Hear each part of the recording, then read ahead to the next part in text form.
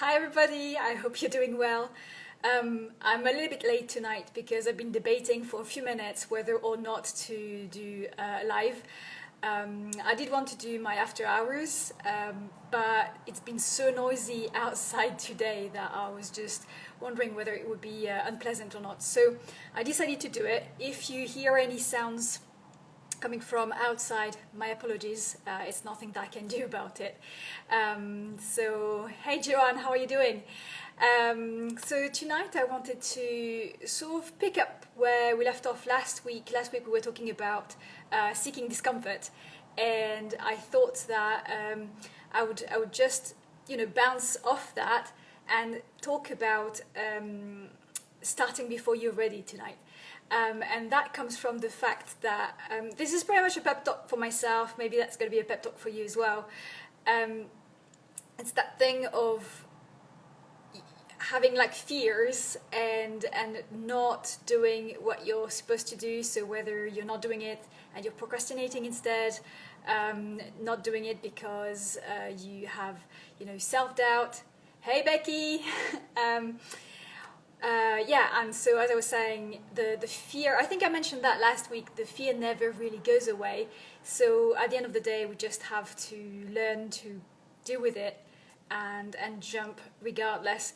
A big one for me, like an excuse that I keep using myself, and an excuse that I've heard before is like, oh yes, but I'm not ready. I need to learn some more. I know that I can get better.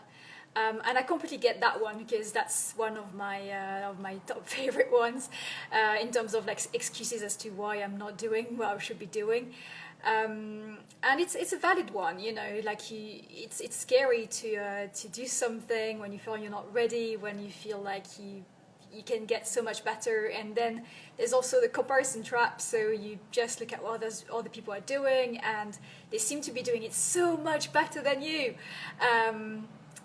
But the thing is, and I'm sure you've had that before, so that's why I'm saying, like, I'm just giving myself a pep talk, and if you're enjoying it, let me know what you think. Ludicrous Prince says, the fear is always there. Yes, absolutely. Yeah, always there, never leaves.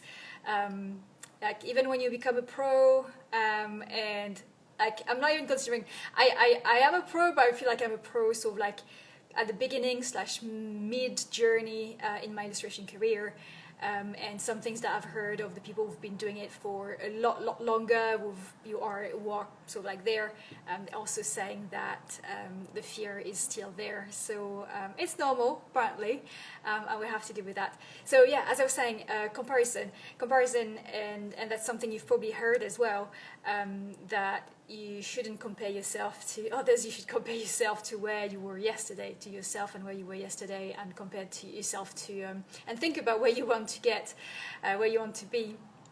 Another thing that I hear a lot, is about portfolio, and I'm so guilty of that one, guys. Is like, oh yes, but I'm not gonna contact this potential client or these potential clients because my portfolio is not ready yet. And to that I have to say that it's not going to be ready. It's never going to be ready. Hey Rosie. Never going to be ready. It's something that we're all a work in progress, whether it's personally or if you're doing art, your portfolio is also a work in progress. And the reason why it's never going to seem ready is because we are growing. We're all growing all the time, and that means that our taste is evolving and growing as we grow.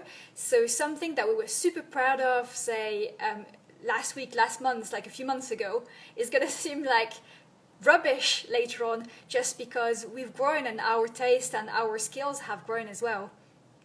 Oh, thanks, Rosie. Rosie Johnson Illustrates says she loves my jumper. Thank you. What else did I want to say about this? I was chatting with a friend a few weeks ago because she's thinking of starting her own business at some point. And she was saying that she is not feeling quite ready yet. And something that I said to her, like, bringing my own experience into the mix, was that, well, it wasn't something that I said to her. It was more a question that I asked her. It was, what can you do now that will get you closer?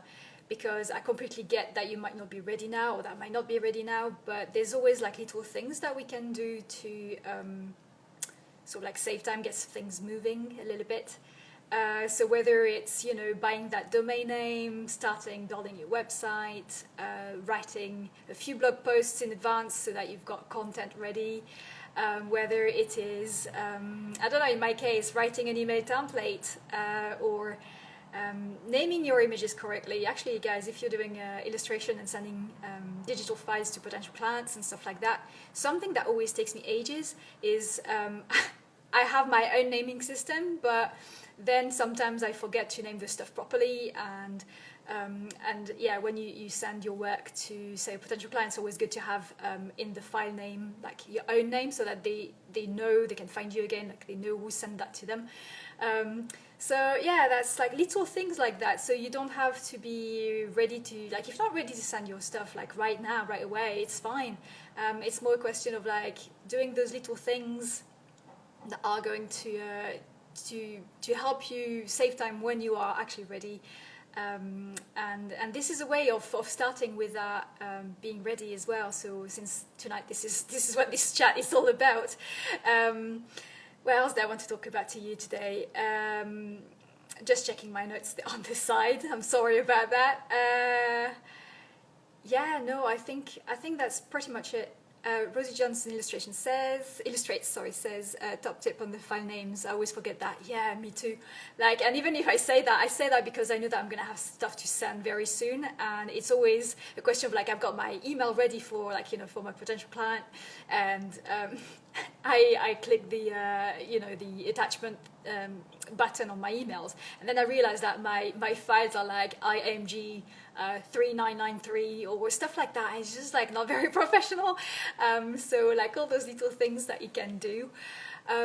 Another things that I did before, and that's why I'm trying to really insist on that, like start before you're ready, is because a few years ago, well, when I started illustration, I was like super naive and super eager, super keen. So I was sending stuff to potential clients with that being ready, and that was awesome because that was like a blessing in a way. The fact that, you know, I was just going for it, and then little by little, I started being exposed to more and more good art and great art, and I was like, oh my god, this is so good. I started taking courses, and my stuff, I felt wasn't always as good as what I was seeing during, like, in those courses, like the artwork from other people. So I was like, yeah, I'm gonna tweak my portfolio some more, and I'm gonna do a little bit more. But this, in a way, well, I shot myself in the foot a little bit there, because by not contacting anybody, I made sure that nobody would know that I existed. So I had a phase when I contacted a lot of people, and then I sort of like lost a bit of confidence. Ludicrous Prince says, I always do the date so I know which is the most recent. Yes, that's a good one as well. I'm guessing you're talking about naming your files. That's also a good tip there. Thank you for sharing that. So yes, doing courses, and that's what I call basically like useful procrastination, is like those things that you do because you basically give that excuse to yourself. You're giving yourself an excuse of like, oh, but this is useful. So doing a course, I absolutely agree that it's amazing to grow, amazing to get better, get new skills, all of that. But it's also a way to not do the thing that you're supposed to do. So as far as I'm concerned, I know that's a big one. That's like, you know, oh, I'm just going to do that course and then I'm going to be better, I'm going to be ready. This is something that I tell myself all the time. So that's why, like, when I started this chat, guys, I did say this was pretty much a pep talk for myself, and then you can take whatever you want from it. If you enjoy it, like, that's awesome. And if you know anybody who need that pep talk tonight, or like later this week or later, feel free to share it. That'd be awesome. So yeah, one of my big excuses, like, oh, I'm just gonna, I'm gonna research more clients to contact, or I'm gonna tweak my portfolio, I'm gonna tweak this, I'm gonna work on this instead. And obviously absolutely valid, but this is in a way me procrastinating and not actually doing the stuff that I'm supposed to do. So I think I'm starting like to get into a loop and repeating myself here. So I'm just gonna end this conversation, this after hours here. But yeah, start before you're ready, because you're never gonna be ready. If you've enjoyed this video, please remember to give it a like, to give me a follow if you're not following me already, and share it with your friends and family. Share it with somebody who needs it. That would be awesome. Thank you very, very much for watching tonight, for joining me. That was brilliant. I really enjoyed reading all your comments.